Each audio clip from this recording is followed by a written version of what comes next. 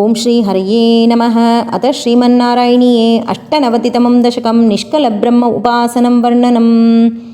యస్మిన్నేతద్విభాతం యతైదమభవద్యేన చేదం యయేతద్ యోస్మాదుత్తీర్ణరూపః ఖలు సకలమిదం భాసితం యస్య భాసా యో వాచాం దూరదూరే పునరపి మనసాం యస్య దేవా మునీంద్రాః నో విద్యుస్తత్వరూపం కిము పునరపరే కృష్ణ తస్మై నమస్తే.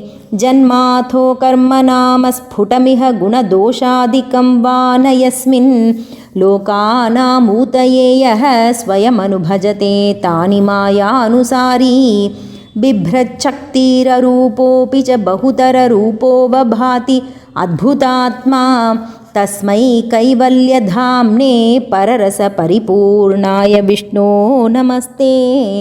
నో తిర్యంచన్న మర్త్యం న చ సురమసురం న స్త్రియం నో పుమాంసం న ద్రవ్యం కర్మజాతిం గుణమపి సదసత్వాపి తే రూపమాహుః.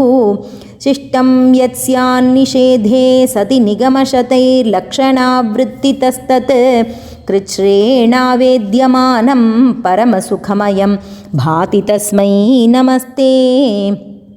మాయాయాం బింబితస్త్వం సృజసి మహదహంకార తన్మాత్రభేదైః భూతగ్రామేంద్రియాద్యైరపి సకల జగత్ స్వప్నసంకల్పకల్పం భూయః సంహృత్య సర్వం కమఠైవ పదాని ఆత్మనా కాలశక్త్యా గంభీరే జాయమానే తమసి వితిమిరో భాసి తస్మై నమస్తే.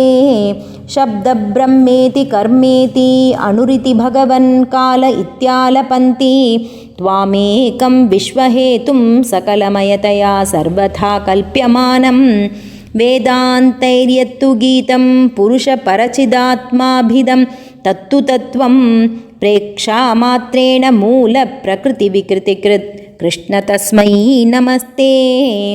సత్వేన సత్తయా వా న చ ఖలు సదసత్వేన నిర్వాచ్య రూపా ధత్తే యాసౌ అవిద్యా గుణఫణిమతివద్ విశ్వదృశ్యావభాసం విద్యాత్వం సైవ యాత శృతివచనలవైర్యత్కృపాస్యందలాభే సంసారారణ్యసద్యః త్రిటనపరశుతాం ఏతి తస్మై నమస్తే.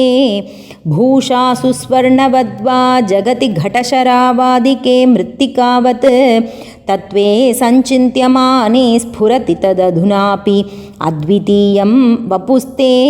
స్వప్నద్రష్టుః ప్రబోధే తిమిరలయ విధౌ జీర్ణరజ్జోశ్చ యద్వత్ విద్యాలాభే తథైవ స్ఫుటమపి వికసేత్ కృష్ణ తస్మై నమస్తే.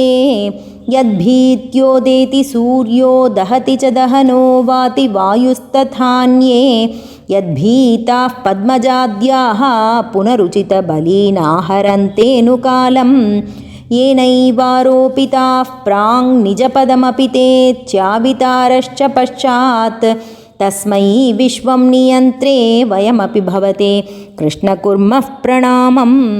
त्रैलोक्यं भावयन्तं त्रिगुणमयमिदं त्र्यक्षरस्यैकवाच्यं त्रीशानामैक्यरूपं त्रिभिरपि निगमैर्गीयमानस्वरूपं तिस्रोऽवस्थाविदन्तं त्रियुगजनिजुषं त्रिक्रमाक्रान्तविश्वं त्रैकाल्ये भेदहीनं त्रिभिरहमनिशं योगभेदैर्भजे त्वां. सत्यं शुद्धं विबुद्धं जयति तव वपुर्नित्यमुक्तं निरीहं निर्द्वन्द्वं निर्विकारं निखिलगुणगणव्यञ्जनाधारभूतं निर्मूलं निर्मलं तन्निरवधि महिमोल्लासि निर्लीनमन्तः निस्सङ्गानां मुनीनां निरुपमपरमानन्दसान्द्रप्रकाशम्. दुर्वारं द्वादशारं त्रिशतपरिमिलच्छष्टिपर्वाभिवीतं सम्भ्राम्यत्क्रूरवेगं क्षणमणुजगदाच्छिद्य सन्धावमानं चक्रं ते कालरूपं व्यथयतु न तु मां त्वत्पदैकावलम्बं विष्णो कारुण्यसिन्धो पवनपुरपते पाहि सर्वामयौघात्. ओं श्री हरये नमः. अथ श्रीमन्नारायणीये अष्टनवतितमं दशकं समाप्तम्.